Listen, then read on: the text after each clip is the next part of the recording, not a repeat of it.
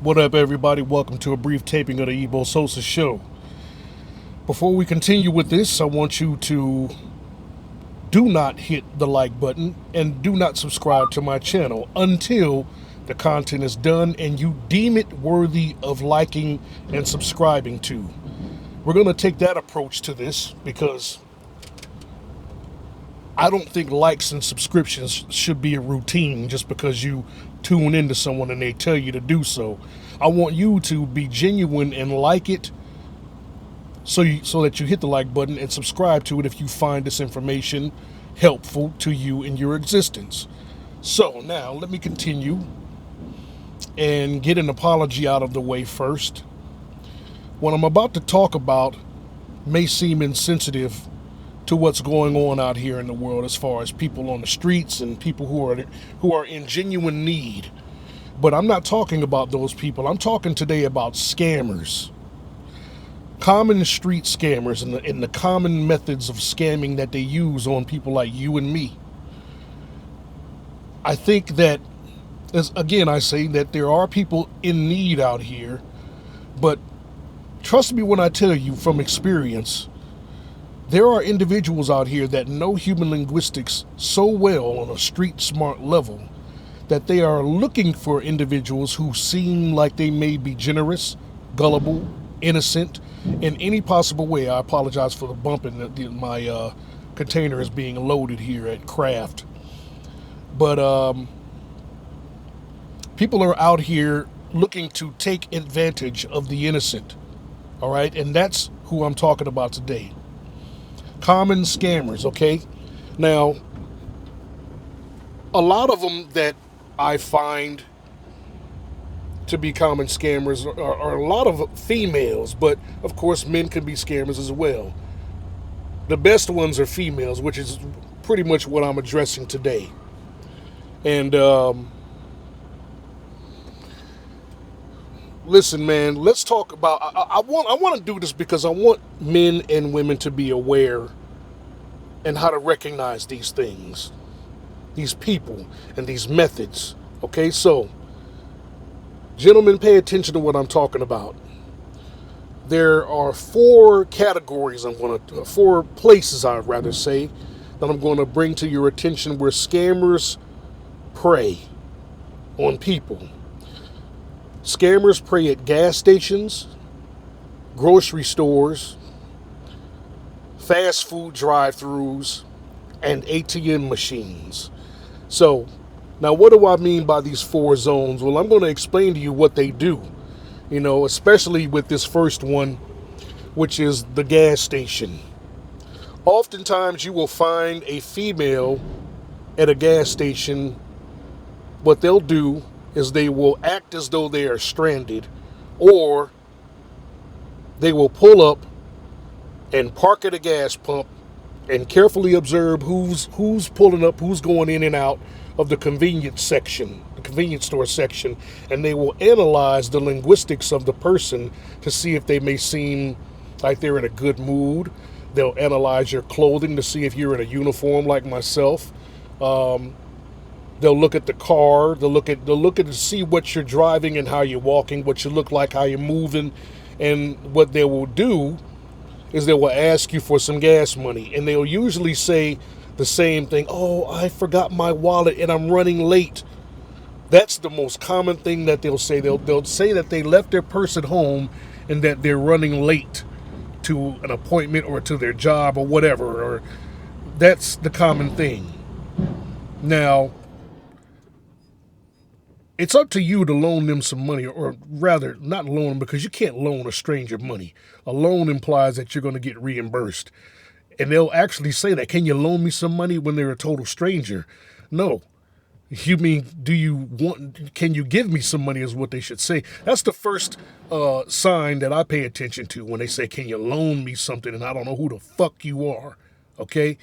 That to me means that you are getting ready to potentially scam me. And so be mindful of that. They will ask you if you can loan them some money when they're a total stranger to you.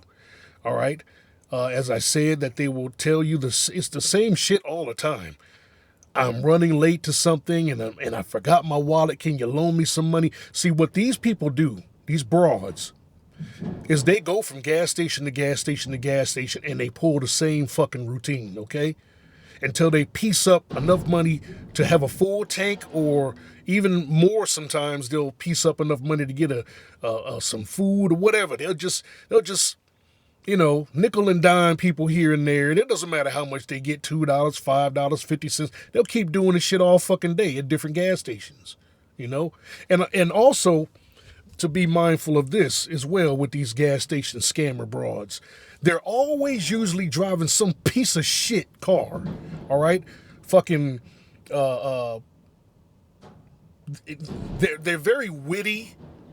Usually, if they're unattractive, because there's another kind that are very attractive too. They're the unattractive females who do this. They're usually very witty, very fast, very articulate as well. And what I mean by that is they'll ask you something, and as soon as you respond, they'll come back with a response very fast. It's almost like everything is pre-scripted in their mind as far as what they're going to respond with. They already know what's going to be said to them, okay? And as I said, they're usually driving a piece of shit, it's usually a BMW or a Mercedes or a Chrysler or something like that. It's always fucked up, all kind of rattling coming from the hood. They got a fucking barbecue grill underneath the hood because there's so much smoke coming from the damn pipes. It's always that. It's always and they'll hit you with a bunch of compliments too. Okay, anything to get that squeeze out of you, cater to your ego, compliment you on what you're wearing or something. But they'll be aggressive. They'll tell you, "Excuse me, sir, can you come here for a sec?" Don't go to them. Don't go over to them. All right. Now the attractive ones, they'll be more reliant on their looks. Okay, so they'll be less talkative, but they're nevertheless asking for the same shit. What I would advise you to do is, if you choose to loan these people some, I'm so programmed at the scam. If you choose to give these people some money, ask them some questions first. Get their name first of all. That way, the more you ask them, the more you'll burn it into your memory as far as what they look like. Because you will see them again, trust me. And they won't remember you. It'll be the fucking next day. Same gas station, same pump. And they will approach you with the same line, and they will not remember you. So ask them the questions so that way you can expose the shit out of them next time you see them, because you will see them again. All right? Now, the second place I want to talk about is the grocery store. A lot of times Walmart, lots of this happens at Walmart, where a very pretty girl will have a shopping cart full of shit, right? And she will be, she'll go to the register and get rung up and not have enough money for the food that she is trying to purchase. So she'll pull the cart around to the bathroom section or the Western Union or whatever is there in front, not so far from the registers, and she'll be scoping out to see who's getting what, same shit like at the gas station. They're looking at people to see if they got lines in their faces, if they look stressed, or if they're well dressed, or if they got families, or if they're solo, and they'll ask you, "Sir, could you please help me? I thought I had enough money, but I don't have enough money to pay for my groceries." And they'll throw that charm on you, and they're usually dressed very provocative. You're going to see some titty, you're going to see some booty meat, and they're very appealing, as I said, they're very attractive, okay? So, if I were you, I wouldn't even entertain these females, because it's obvious what they're doing. And like I said, again, let me reiterate, not everybody's wicked. And sometimes I would still recommend you ask questions to determine if you're being scammed, or if this is a genuine opportunity to create some good karma and do a good deed for a human being, okay? Ask questions. Get information about the individual. Shit, you about to give some of your hard-earned money away. You didn't earn this shit, bust your ass 60 hours a week to just give it to some fool ass stranger, unless you just stupid. Anyway, the next place is the drive-throughs at fast food restaurants. Now, a lot of times these are men that do this. They're all right, my phone overheated, so we're gonna try it like this. I don't know how this is gonna turn out, but we're gonna continue where we left off, ladies and gentlemen. My apologies. But as I was saying, the fast food drive-through is where you can find the next scammer I want to talk about, and these are usually men. Every now and then you'll see a woman, but it's usually men, and they'll usually, and most times, more times than not, they'll be sitting or standing right there at the intercom, so that when you're ordering your food, you're standing there, they're standing there looking pitiful. I mean, obviously down and out, you know what I mean? They're looking bad, dirty, matted hair, skin gray. They got fucking dried spit and sleep all in their eyes. I mean, they're looking bad, man.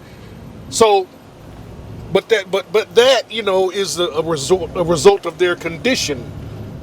So there's really nothing you can do about that, except either, try to strike up a conversation, which I don't. I usually let them. Now this takes some super nerve to do. I won't act like they're there unless they say something, because see, that is a play on that's a tug at your heartstrings, and I'm a person that believes in communication. If I'm down and out, which I have been in life, I'm going to ask and be as genuine and transparent as possible, because I think that's the best way to be when you're in need and someone has what you need. Be genuine, transparent, honest in your request, so, but yeah, they'll stand there and they won't look you in the face. They'll just be standing there right next to the damn intercom, looking down at the ground, expecting you to just bend to the scenario, be engulfed in the pitiful image before your eyes, because it is pitiful the way they be standing there like fucked up, man. You know what I'm saying? Just or they'll be standing, and I don't know why they do this. They'll stand there outside of the drive-through. So after you get your food, oh, you know what? Now that I think about it, I think I know why they do that, because they'll stand outside of the drive-through, like, after the person hands you your food and you pull off, they'll be right there at the end of the exit. They'll be right there at the end. And so what they're banking on is you seeing them down there looking for some food, and they'll bank on you preemptively ordering them something because you see them down there, I think that's more of a tasteful way of doing it. They'll have a sign saying anything to help. I think that's more tasteful. I usually help them out.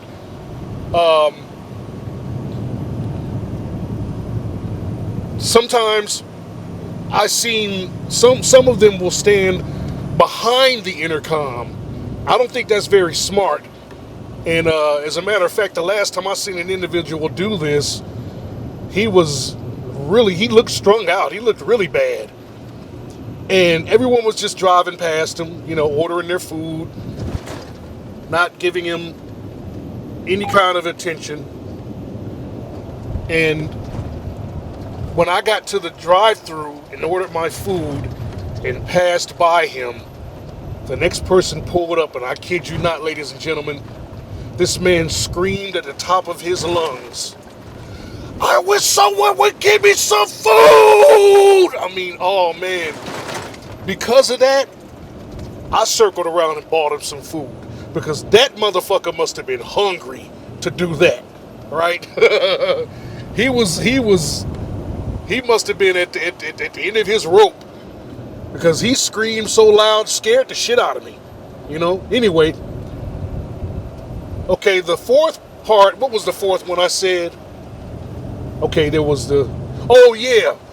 This one, I never, ever give them any money when they're standing at the ATM machine or sitting there. They out here in California, they will put their tent right next to the ATM machine. Or they'll be sleeping in a box or a sleeping bag. They will sleep right next to the ATM machine. And as you go to draw out your money, will look up at you like this. You know, I seen one brother, he was there with his woman. Him and his woman was sitting next to the ATM machine. He was smoking a pack of squares, and she was hugging up on his arm. And take note of this, ladies and gentlemen. It ain't got nothing to do with your money. It ain't got nothing to do with your looks. Because this brother was homeless, didn't have a pot to piss in, and he had a woman. So it's got everything to do with you, okay? Something you ain't doing. Because if a homeless man can retain a woman and you can't, it's something with you, all right? So anyway, as I was saying, this guy had his woman, he was smoking some Newports, and people was just giving him money. You know, they go up, withdraw a couple of 20s and give him a 20. And he looked so cool the way he was doing. He had a nice little wad in his pocket that he pulled out and added it to it, man. I said, look at this shit. You know, but when I got up to the ATM, he must have felt this presence. He must have felt this energy. Because his woman, she kind of nudged him. And he looked up at me and he said, hey, brother, man, he asked me, he said, brother, man, you mind if you can give me some little money? I'm trying to get a room, man, me and my woman need to be clean. And I gave that man $100. I gave him $100, man, because he stepped to me like a man. He told me what he was trying to do with that money. He wanted to get a room. He wanted to get some food. And this is the way he was doing it. And I said, I can't do nothing but respect it. I gave that man $100, man. So, but yeah, but nevertheless, people will do that. That's another way they try to scam you and play on your generosity. You know, I don't like that. I can't stand people who try to play on generosity, because that's something you shouldn't take advantage of. That's a genuine human quality that should be admired and not be taken advantage of. And there are so many people out here doing it, y'all.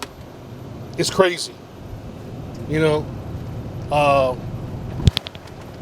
no more. Long gone have the days, or long gone are the days where, excuse my stuttering, y'all, driving and shit, gotta pay attention. But long gone are the days where some person will walk up to you at a stoplight and clean your windshield off. Nah. Now what's going on, like out here in Long Beach, I seen this happening. A very busy intersection. It was a very busy intersection, right? And the sun. And when the stoplights was red, this cat ran out in the middle of the street and started juggling bowling pins. You know? Then after he juggled the bowling pins, he had a soccer ball, and he was doing all these wild ass tricks with the soccer ball, balancing it on his head, and he would kick it up in the air and catch it behind his neck. I don't know how the hell he did that shit, y'all. You know, as they call it, el football here in Cali. You know, this cat was a master. Anyway, you know, he had a little hat. He was getting a little change, getting put in it and whatnot. You know, that's a smart way of doing it, because you're getting it through your talent. You're getting it through entertainment. And I admire that, you know. But yeah, man, there's people out here, you scammers, y'all, I just wanted to give you a little game on that so that you can think about this video when the next time somebody's asking you for some change or some money. Ask them questions. Don't just give your money, your hard-earned money away. You know, it's not your fault that these people are in the condition that they're in. All right? It's sad. It really is. And I feel bad for them because I used to be in that position, but I would go about it the right way, as I said. You know, my position was from me being prideful. I had people that would help me, but I didn't want to, you know, ask any of my homeboys, yo, man, can I kick it at your crib? Man, I'm down right now. No, man, I'm going to get it. I'm going to get out here and get it the honest way, through hard work. So the only time I asked for something for free is when I knew it was something that I absolutely needed. Like there was shout out to my old barber in GA named K-Moore. I would go up to K-Moore and he knew me. That was my brother right there. And I tell him, yo, man, K, man, I'm down, bro, because you just hooked me up with a cut. You know, I got to go on these interviews, man. I can't stay down. I got to look good for these interviews. And he, cool, bam. Within a week, I'd have me a gig. You know what I'm saying? But nevertheless, y'all, that's all I got to say on this topic. I hope you've enjoyed it. And now I will tell you to like the video and subscribe to the channel if you've enjoyed the content. And stay tuned for more content from the Ebo Sosa Show. All right? Y'all be easy. Peace.